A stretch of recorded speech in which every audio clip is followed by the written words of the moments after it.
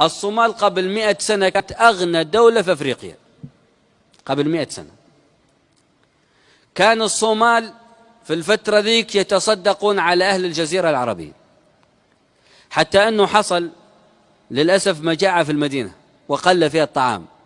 من أنقذ المدينة؟ رجال الصومال.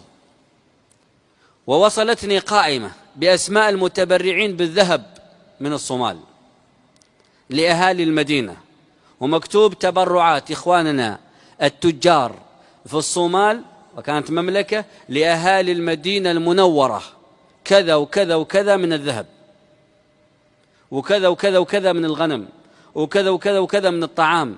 كل ذلك جاء من الصومال إلى المدينة، واليوم الصومال تحتاج، وأهل المدينة الحمد لله. أهل الحجاز مرت عليهم فترة كانوا يأخذون من مصر، كان أهل مصر يتبرعون على أهل الحجاز، بل كان يأتي الخير من الهند. الهند الآن اللي عندنا عامل في الشوارع، كانت الهند مملكة، وكان يمشي الناس من هنا إلى الهند من أجل أن يأتوا بالمال، وتلك الأيام نداولها. لبنان كانت من أغنى الدول العربية، وكانت من مثل سبأ الفواكه وكل ما يخطر على بالك، وأول دولة تعلم أبناؤها وظهرت في المطابع بيروت لبنان، الكتب الأولى كلها بيروت لبنان بيروت لبنان. وما شكروا النعمة وقامت الحرب الأهلية فيهم، وأصبحوا يستقبلون تبرعات من الناس اللي كانوا هم يتبرعون عليهم. الكويت كانت قبل غزو صدام في ثرى لا يعلم إلا الله،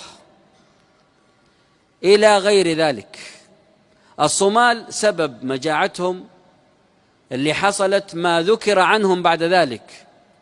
جاءت شركة بريطانية تشتغل في الجلود، فكانوا يذبحون الغنم ويرمون اللحم ويبيعون الجلد. وكان يأتي الواحد يريد يفطر صباحا، فيأخذ جدي يذبحه، يطلع الكبد ويرمي الباقي عشان يفطر بالكبدة. يوميا جدي يرمى لحمه وتؤخذ الكبدة فقط. في بيروت كان يأخذ من التفاحة ويرمي الباقي برجله. وانظروا النتائج. عندما تشكر النعمة تدوم عليك الدنيا، وعندما تكفر بالنعمة يأخذ الله منك الدنيا وتجوع وتحتاج للحبة التي كنت ترمي. لذلك الله عز وجل ذكر القرية التي كانت آمنة مطمئنة يأتيها رزقها رغدا من كل مكان.